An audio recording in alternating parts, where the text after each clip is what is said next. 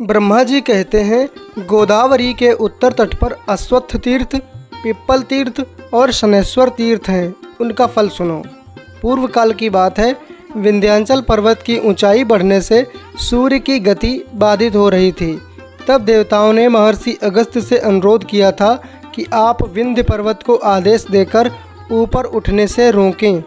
महर्षि अगस्त्य धीरे धीरे सहस्त्रों मुनियों के साथ विंध्य पर्वत के समीप गए। उन्होंने देखा विंध्य पर्वत असंख्य वृक्षों से व्याप्त, सैकड़ों शिखरों से घिरा हुआ और बहुत ही ऊंचा है। ऊंचाई में वह मेरुगिरी और सूर्य से टक्कर ले रहा है।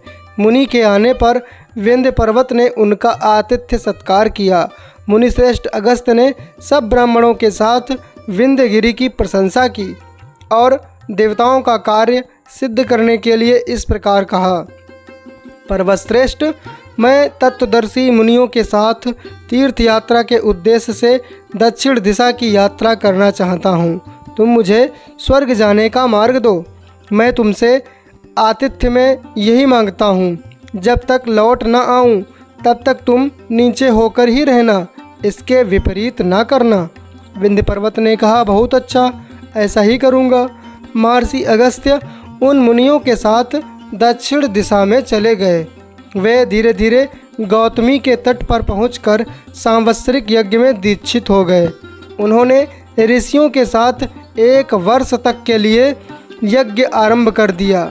उन दिनों कैटभ के 2 पापी राक्षस पुत्र धर्म के कंटक हो रहे थे। उनका नाम था अश्वत्थ और पिप्पल। वे देवलोक में भी प्रसिद्ध थे। ब्राह्मणों को पीड़ा देना उनका नित्य का काम था। ब्राह्मणों का कष्ट देखकर महर्षिगण गोदावरी के दक्षिण तट पर नियम पूर्वक तपस्या करने वाले सूर्यपुत्र शनैश्वर के पास गए और उनसे उन राक्षसों के सब अत्याचार कह सुनाए। ये सुनकर शनैश्वर ब्राह्मण के वेश में रहने वाले अश्वत्थ नामक राक्षस के पास गए और स्वयं भी ब्राह्मण बनकर उन्होंने उसकी परिक्रमा की। उन्हें परिक्रमा करते देख राक्षस ने ब्राह्मण ही समझा और प्रतिदिन की भांति माया करके उस पापी राक्षस ने उनको भी अपना ग्रास बना लिया, अर्थात उनको भी खा लिया। उसके शरीर में प्रवेश करके शनिदेव ने उसकी आंतों को देखा और शनि की वक्र दृष्टि पड़ते ही वह पापात्मा राक्षस वज्र के मारे हुए पर्वत की भांति क्षण भर में जलकर भस्म हो गया।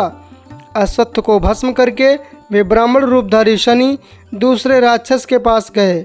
वहां उन्होंने अपने को वेदाध्ययन करने वाले ब्राह्मण के रूप में उपस्थित किया, मानो वे विनीत शिष्य थे, और पिप्पल उनके गुरु। पिप्पल ने पहले की ही भांति अन्य शिष्यों के समान शनैश्वर को भी अपना आहार बनाया, किंतु उदर में प्रवेश करने पर शनि ने उसकी आंतों पर वक्र दृष्टि डाली। उनके देखते ही वह भी जलकर भस्म हो गया। इस प्रकार उन दोनों को मारकर सूर्यपुत्र शनैश्वर ने मुनियों से पूछा, अब मेरे लिए कौन सा कार्य है, आप लोग बताएं। मुनियों को बड़ा हर्ष हुआ। उन्होंने शनि को इच्छानुसार वर देना चाहा।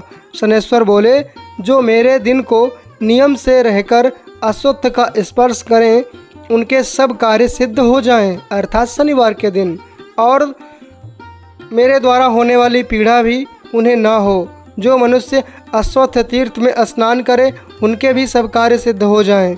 जो मानव शनिवार को प्रातःकाल उठकर अश्वत्थ का स्पर्श करते हैं, उनकी समस्त ग्रह पीड़ा दूर हो जाती है।